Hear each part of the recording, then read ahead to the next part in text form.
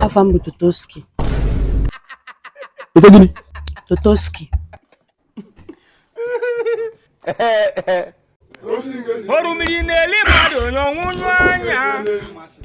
Kedu afa gị? Afam bụ Totoski. Ito gini? Totoski.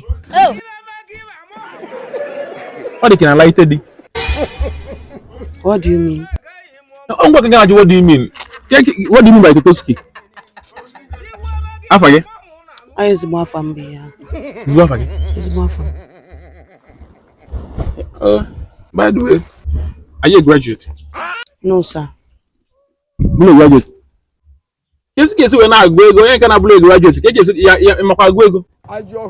Ama m agụ ego ọfụma. Na imeme mgbakọ. Ama m ame mgbakọ ọfụma. 2 million times 5 abụ ego. 10 million. Okay. Uche ike adị na uche ike ịma mgbakọ ego n'eziokwu.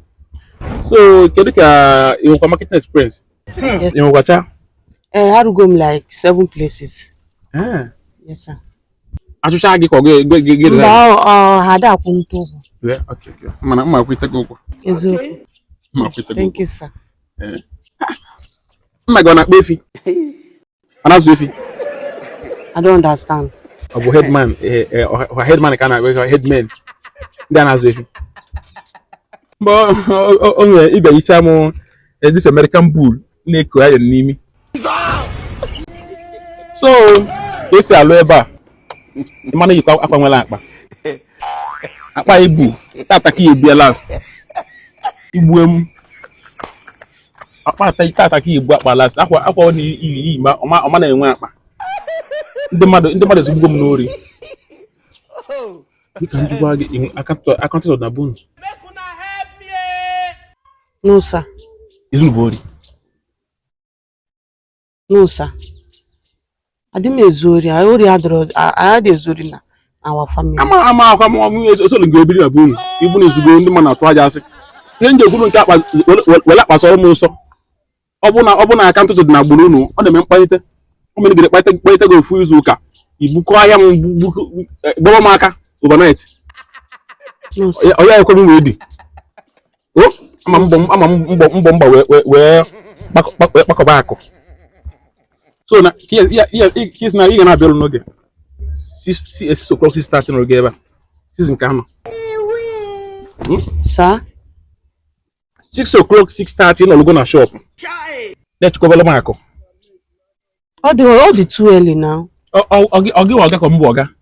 Ọ bụ na ị maara ịchala m ka nchọ ndị ọzọ. Sorry, sir, gị ọga mma na-abịa. Ị nwere ajụ? Ehe, sir, biko ịma na ọ na-adị mma ka ekwuo ekwu. Nke hapụ ise. Biko ego ne ka ya na-akwụ m. Mụ na gị nwere nsogbu n'ego. I'm a man of God. A full grown man of God. Nje na akwụkwọ nkema chapter ya na.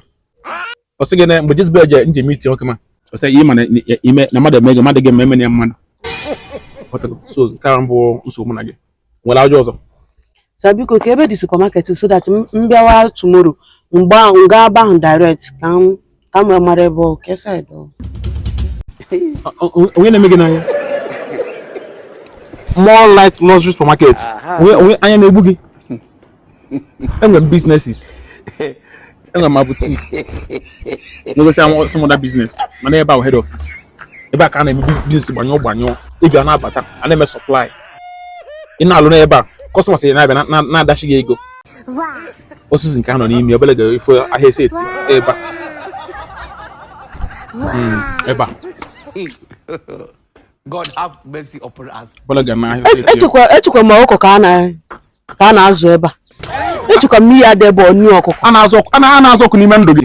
Chineke zụọ ọkụ n'ime ndụ gị. Ị na-ezu ezu. Ebe ọsụ. Totoski wuyi yara afọ ịtagbugo onwe gị. Afụ ga-ebidebede. Ọ nwanụ nchekwa na-enwetago m. Ire ka ayọ n'imi ka efinicha na-eji akwa ugbo. Isi adịla bụ mma.